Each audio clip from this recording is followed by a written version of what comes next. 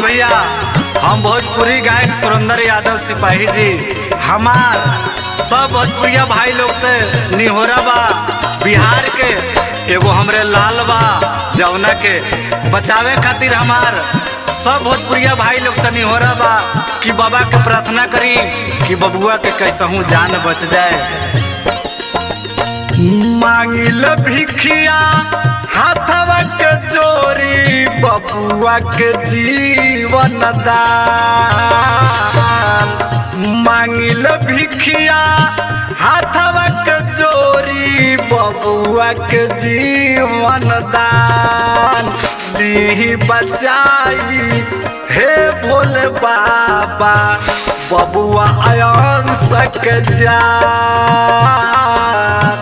दी बचाई भोले दानी बबुआ आयन सक जान। ए बाबा ई बताई हमनी के गरीब अरे हई 16 करोड़ कहाँ से ले आके जमा करे कि बबुआ के जान बची।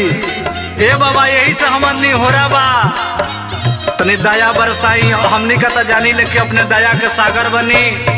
ऐसे हमार नहीं हो रहा बा कि बाबा यांस बबुआ पर तनी दया कर जाओ। रउआ से बार बार हमार नहीं हो रहा रही कि बबुआ के जान कैसहू बचा लिए बाबा।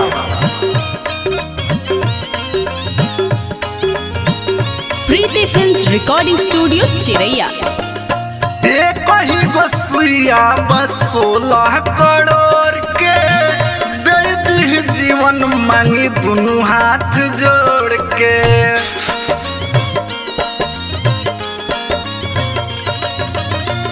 एक ही गोसुइया बस 16 करोड़ के दे दी जीवन मांगी दोनों हाथ जोड़ के। आचरा पसारी मांगिल दुआ दे दी वरदान।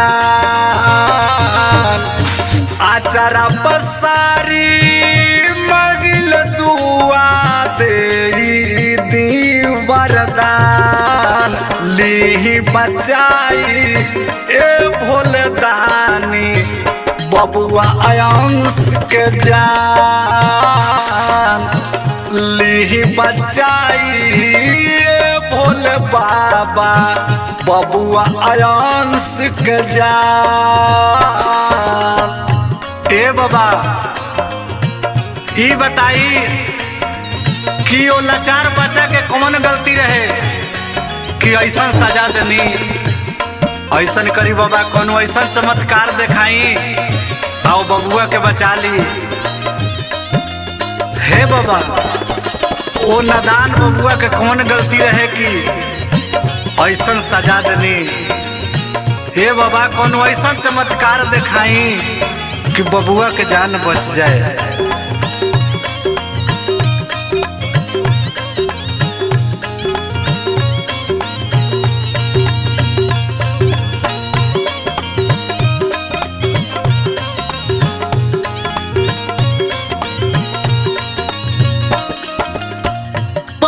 लाचार एक तो बानी गरीब जी आई जात मौत बहुत करीब जी।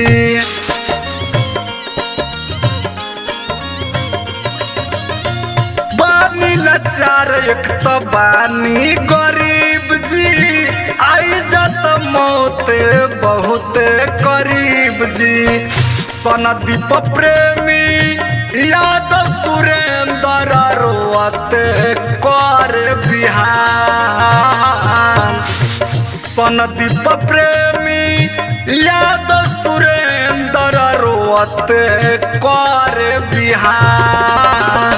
ली बचाई भोले दानी बबुआ आयंस के जान।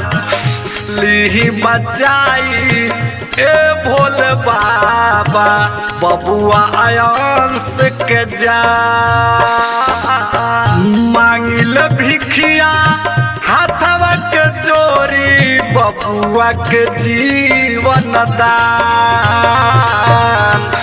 मांगिल भिखिया दुखिया हाथवा के जोरी बबुआ के जीवन दान ली बचाई हे भोले बाबा बबुआ आयन सक जा